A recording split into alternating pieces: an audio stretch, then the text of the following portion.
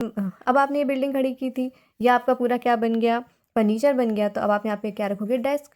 और डेस्क के बाद यहाँ पे क्या रखोगे आप, कंप्यूटर रखोगे। क्या रखोगे आप, एक कंप्यूटर, क्योंकि कहीं ना कहीं आपको बिलिंग के लिए तो नीड पड़ेगी। आपने कंप्यूटर लिया। मान लीजिए आपके पास पैसे नहीं है। क्या खरीदने के लिए नहीं है पैसे, कंप्यूटर खरीदने के लिए आपके पास क्या नहीं बचे, पैसे नहीं बचे। तो क्या आप कंप्यूटर नहीं लोगे, नहीं। हमें पास एक ऑप्शन होता है, हम क्या कर सकते हैं, बोरो कर सकते हैं। बोरो मतलब उधारी कर सकते हैं हम। क्या कर सकते हैं हम, उधारी कर सकते हैं। तो आपने ये कंप्यूटर खरीदा किससे, बोरो करके। तो बोरो करोगे तो आपके ऊपर क्या बनेगा, एक बर्डन बनेगा। बर्डन बनेगा मतलब आपको पे करने की नीड पड़ेगी। तो क्या होगा, ऑब्लिगेशन टू पे। ये वर्ड हमने पढ़ा था। तो ये आपके लिए क्या हो जाएगा, जो अमाउंट आप लोगे तो वो अमाउंट आपके लिए क्या हो जाएगा, एज अ लोन हो जाएगा। तो वो लोन आपके लिए क्या कहलाएगा, लाइबिलिटी कहलाएगा। क्या कहलाएगा, वो लोन आपके लिए लाइबिलिटी कहलाएगा। आपने कंप्यूटर लिया, कंप्यूटर भी आ गया। कंप्यूटर तो आपके लिए क्या कहलाएगा, एसेट, क्योंकि वो अंदर आया। ये कंप्यूटर है, ठीक है। ये कंप्यूटर कैसे आया, आपने जब क्या दिए होंगे, पैसे दिए होंगे, ठीक है। ये कंप्यूटर कैसे आया, जब आपने क्या दिए होंगे, पैसे दिए होंगे। तो कंप्यूटर आया अंदर, तो वो आपके लिए एसेट है, क्योंकि उसमें आपका हक है। लेकिन जो ये अमाउंट आपने लिया था उधारी में, तो वो आपको तो चुकाना पड़ेगा। तो वो क्या है आपके लिए, एज अ लोन है। लोन है मतलब वो आपके लिए क्या कहलाएगी, लाइबिलिटी कहलाएगी। लाइबिलिटी कहलाए मतलब उसका मेन बैलेंस क्या हो जाएगा, क्रेडिट हो जाएगा। कंप्यूटर आपके लिए क्या हो जाएगा, एसेट हो जाएगा, क्योंकि वो क्या है, उसमें आपका क्या है, हक है। एसेट हुआ तो मतलब उसका मेन बैलेंस क्या हो जाएगा, डेबिट हो जाएगा।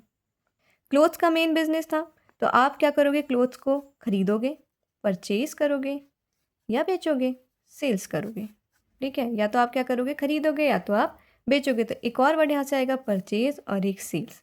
जब आप कोई भी गुड्स को परचेज करते हो तो वो होता है परचेज। अगर वो आप कोई भी गुड्स को सेल करते हो तो उसको हम क्या बोलते हैं, सेल्स बोलते हैं। उसका मेन पर्पस क्या था, रीसेल। क्या करना, ऐसा सामान खरीदना जिसका मेन पर्पस क्या है, रीसेल। तो वो तभी वो क्या कहलाता है, परचेज कहलाएगा।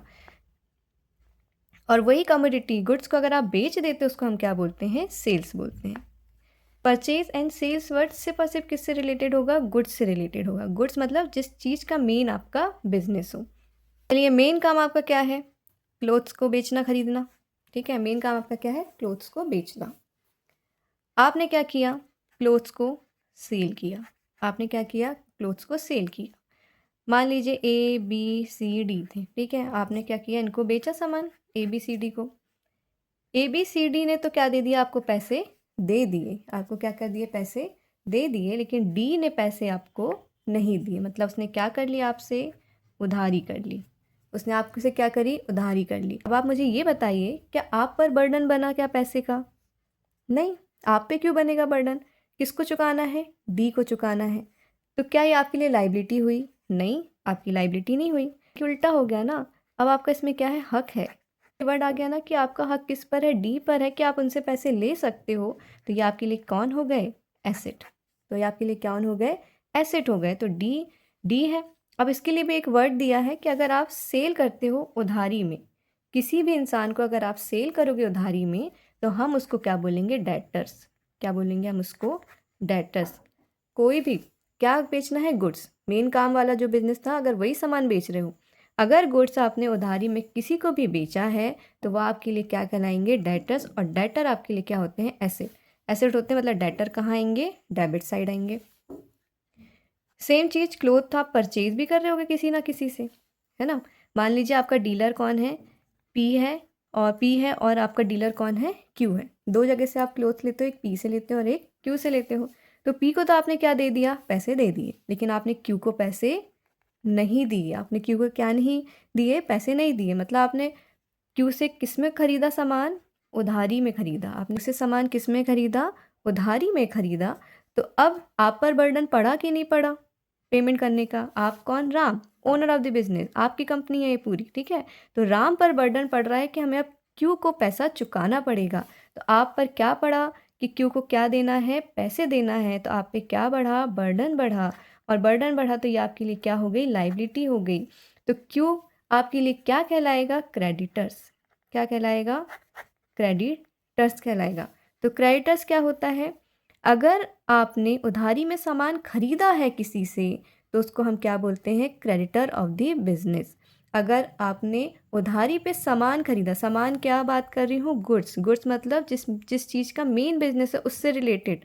अगर आपने क्लोथ्स को उधारी में ख़रीदा है किसी से तो वो आपके लिए कौन कहलाएंगे, क्रेडिटर। तो क्यों आपके लिए यहाँ पे कौन होगा, क्रेडिटर। क्रेडिटर बढ़ा मतलब हमारे ऊपर बर्डन बढ़ा, बर्डन बढ़ा तो वो आपके लिए क्या है, लाइबिलिटी है, और लाइबिलिटी है तो वो आपको किस साइड आएगा, क्रेडिट साइड आएगा।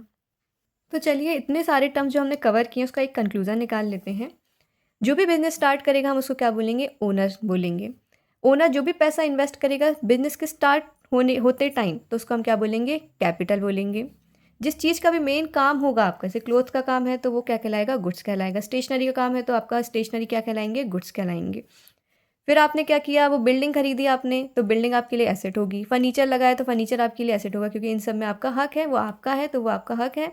हक है तो एसेट है, एसेट है तो वो डेबिट बैलेंस में आएंगे। कंप्यूटर आपने लिया, पैसे नहीं था आपके पास तो आपने बोरो करा, बोरो जहाँ करोगे तो वो लोन हुआ, लोन हुआ तो मतलब वो क्या हो जाएगी, लाइबिलिटीज़ हो जाएगी।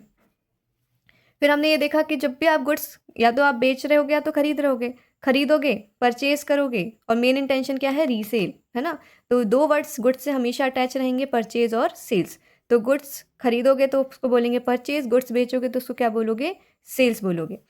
परचेज करोगे तो परचेज आपके लिए एक्सपेंस कहलाएगा, एक्सपेंस का मेन बैलेंस क्या होता है, डेबिट होता है। सेल्स करोगे तो आपको इससे इनकम जनरेट होगी, इनकम जनरेट होगी, इसका मेन बैलेंस क्या होता है, क्रेडिट होता है। फिर हमने देखा कि दो चीज़ है, परचेज करोगे या सेल कर रहे होगे। आपने सेल 4 लोग को किया, आपने सेल 4 लोग को किया था, उनमें से 3 लोगों ने आपको पैसे दे दिए हैं, उन्हें पैसे नहीं दिए, आपसे किसने क्या कर ली, उधारी कर ली। तो आपका हक है डी पर कि आप उससे पैसे मांग सकते हो। जहाँ पे वर्ड आया हक है तो वो आपके लिए एसेट कहलाएगा।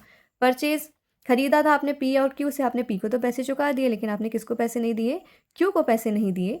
तो क्यू से अब आपने उधारी कर ली, अब आप पे बर्डन आ गया कि अब क्यू को आपको पैसे देना पड़ेगा। आप पे कौन को, राम को बर्डन आ गया कि आप क्यू को वो पैसे देंगे। तो जहाँ बर्डन आया तो वो आपके लिए क्या कहलाएगी, लाइबिलिटी कहलाएगी, और ये क्यू आपके लिए क्या कहलाएंगे, क्रेडिटर्स कहलाएंगे। और ये कहाँ आते हैं, क्रेडिट साइड आते हैं।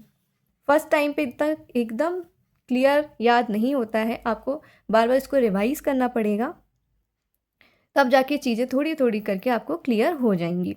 आई होप सो आपको इससे थोड़ा बहुत क्लियर हुआ होगा। अगर आपको ये टर्म्स क्लियर हुए होंगे तो प्लीज़ वीडियो को लाइक करें, चैनल को सब्सक्राइब करें, जिससे मुझे ये पता चल सके कि आपको मेरी जो वीडियोज़ हैं वो हेल्पफुल हैं, आपको ये आगे काम आ सकती हैं। तो मैं और ट्राई करूँगी और इजी वे में अकाउंट समझाने का ट्राई करूँगी। तो आज की वीडियो हम यहीं ख़त्म करते हैं, मिलते हैं हम नेक्स्ट वीडियो में। Thanks for watching, have a good day.